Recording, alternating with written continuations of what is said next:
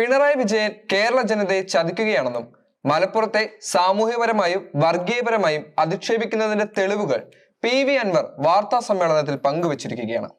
2 തവണ പിണറായി സർക്കാർ അധികാരത്തിലെത്തിയതിനു ശേഷം നിരവധി ആളുകളെ വഞ്ചിക്കുകയായിരുന്നു.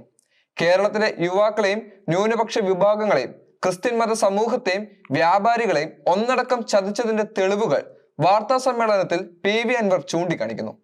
പിണറായി വിജയൻ BJPക്കും RSSനും വേണ്ടി വർക്ക് ചെയ്യുകയാണെന്നും അതുപോലെ തന്നെ അവരുടെ രാഷ്ട്രീയം കേരളത്തിൽ നടപ്പിലാക്കാൻ ശ്രമിക്കുകയാണെന്നും PV അൻവർ വ്യക്തമാക്കി. കേരളത്തിൽ നൽകാമെന്ന് അവകാശപ്പെട്ടിരുന്ന എല്ലാ തരത്തിലുള്ള ആനുകൂല്യങ്ങളും പിണറായി വിജയൻ നടപ്പിലാക്കിയിട്ടില്ല എന്നും കേരള ജനതയെ ഒന്നടങ്കം ചതിക്കുകയാണെന്നും അൻവർ തുറന്നടിക്കുന്നു. പിണറായി വിജയൻ സർക്കാർ 2ാം വട്ടവും അധികാരത്തിൽ വന്നത് ന്യൂനപക്ഷ വിഭാഗങ്ങളെ RSSും BJPയും സംരക്ഷിക്കുമെന്നും ഉറപ്പ് നൽകിക്കൊണ്ടായിരുന്നു.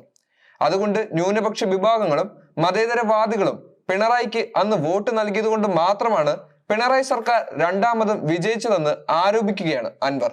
എന്നാൽ അന്ന് വാക്ക് പറഞ്ഞ ഒരു കാര്യവും പിണറായി സർക്കാർ ഇതുവരെ കേരള ജനതയ്ക്ക് നടത്തി തന്നിട്ടില്ല എന്നും അൻവർ ആരോപിക്കുന്നു.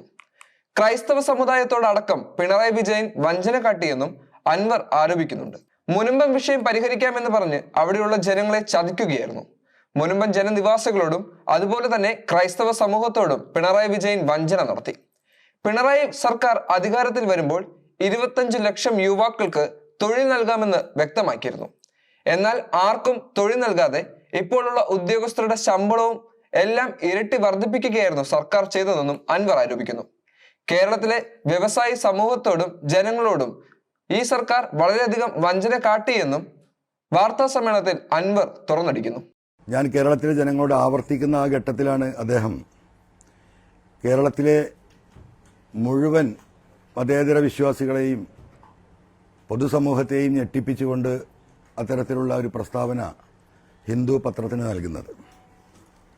അതിൽ അദ്ദേഹം പറഞ്ഞു വെക്കാൻ ശ്രമിക്കുന്നത് മലപ്പുറം ജില്ലയിലെ ഏറ്റവും കൂടുതൽ കള്ളക്കടത്ത് നടക്കുകയും 150 കോടിയുടെ കുഴൽപ്പണവും പുലരുന്നതിന് മുമ്പ് പർച്ചേസ് ചെയ്ത ദിവസമായിരുന്നത്. ഒരാളും ഈ വാർത്ത അറിഞ്ഞിട്ടില്ല. അന്ന് ആ പത്രം ഉയർത്തിപ്പിടിച്ചുകൊണ്ട് കേരളത്തിന്റെ പൊതുസമൂഹത്തിന് മുമ്പിൽ ഒരു ജില്ലയാകെ ഒരു സമൂഹത്തെയാകെ ഇതാ മുഖ്യമന്ത്രി വഞ്ചിച്ചുകൊണ്ട് ഇങ്ങനെ ഒരു പ്രസ്താവന കൊടുത്തിരിക്കുന്നു. എന്തായിരുന്നു അദ്ദേഹത്തിന്റെ ഉദ്ദേശം? അദ്ദേഹത്തിന് എന്താ കേരളത്തിലെ മലയാള പത്രക്കാരോട് അത് പറയാതെ പോയത്? ഡൽഹിയിൽ പോയി ഹിന്ദുവിന് പറയുമ്പം ഇന്ത്യ ഒട്ടാകെ ആ വാർത്ത വരും.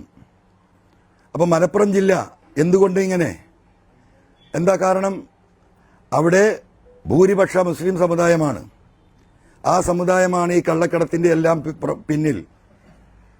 അവരാണ് ദേശവിരുദ്ധ പ്രവർത്തനത്തിന്റെ പിന്നിൽ. BJPക്ക് ഒരു ആയുധമുണ്ടാക്കി കൊടുക്കുക എന്ന കരാറിന്റെ ബാക്കി പത്രമായിരുന്നു യഥാർത്ഥത്തിൽ ഡൽഹിയിൽ പോയിട്ട് ഈ പത്രസമ്മേളനം നടത്തിയത്. കേരളം ആകെ അവർ നെറ്റ്വർക്ക് സെറ്റ് ചെയ്തു. ഹിന്ദു പത്രം ഒരു ബസ് സ്റ്റാൻഡിലും ഒരു സ്ഥലത്തും ഒന്നാകെ വാങ്ങിക്കളയണം. അങ്ങനെ വാർത്ത മുക്കിക്കളഞ്ഞിരുന്നു. നിങ്ങളാരും അതറിഞ്ഞില്ല.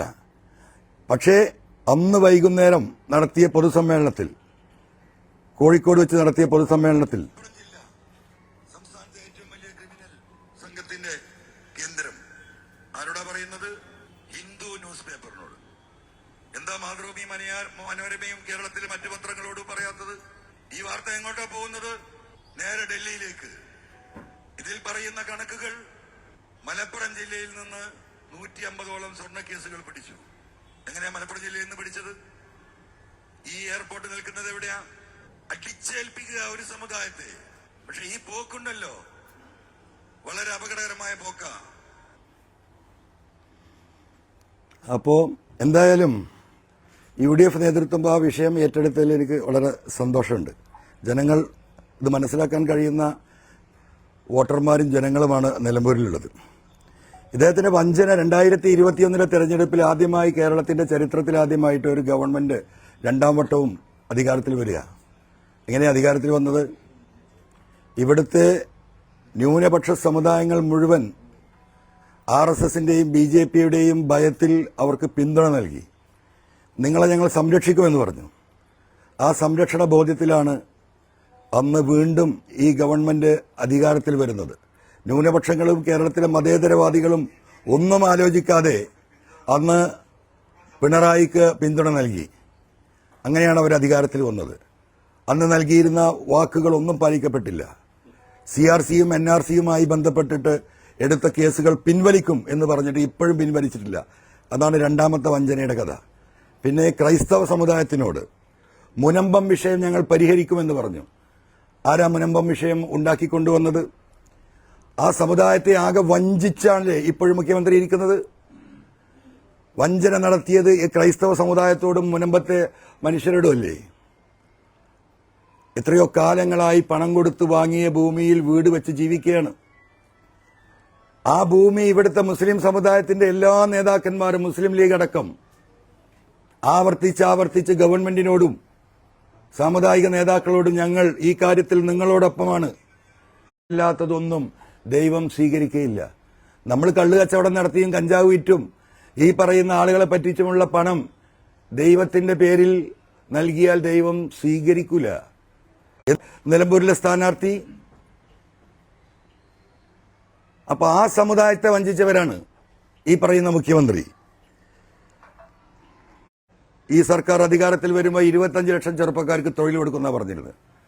PSC മെമ്പർമാരുടെ അവരുടെ ശമ്പളവും അവരുടെ പെൻഷനും ഇരട്ടിയിലധികം വർദ്ധിപ്പിച്ചു. ഒരാൾക്ക് തൊഴിലില്ല. നിയമന നിരോധനം. ലക്ഷക്കണക്കിന് ചെറുപ്പക്കാരും ചെറുപ്പക്കാരികളും 2001 ഈ ഗവൺമെന്റിന് വേണ്ടിയിട്ട് രാപ്പകൽ അധ്വാനിച്ച് അധികാരത്തിലെത്തിച്ച ആ സമൂഹത്തെ, ആ ഉദ്യോഗാർത്ഥികളെ മുഴുവൻ എന്ന് കേരളത്തിലെ ജനങ്ങൾക്ക് ഉറപ്പ് നൽകിയ മുഖ്യമന്ത്രി. 100 കണക്കിന് ആളുകളാണ് കർഷകർ ഇവിടെ ജപ്തിയിൽ മരിച്ചു വീഴുന്നത്, ആത്മഹത്യ ചെയ്യുന്നത്. നിലമ്പൂരിലെ UDF സ്ഥാനാർത്ഥി നിലമ്പൂരിലെ ഏറ്റവും വലിയ ബാങ്കിന്റെ സഹകരണ സംഘ ബാങ്കിന്റെ അർബൻ ബാങ്കിന്റെ ചെയർമാനാണ്. അദ്ദേഹത്തിന് വലിയ കാറും സൗകര്യങ്ങളും വലിയ സൗകര്യങ്ങളും അതിന്റെ അകത്തും ഒക്കെ ഉണ്ട്.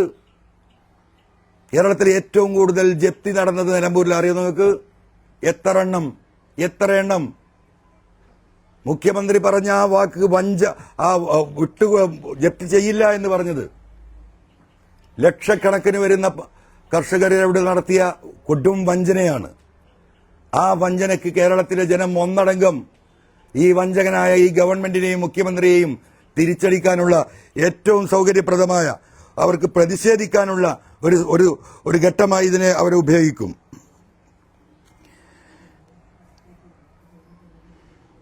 വ്യാപാരികൾ എന്തായിരുന്നു വ്യാപാരികൾക്ക് നൽകിയ വാക്ക്?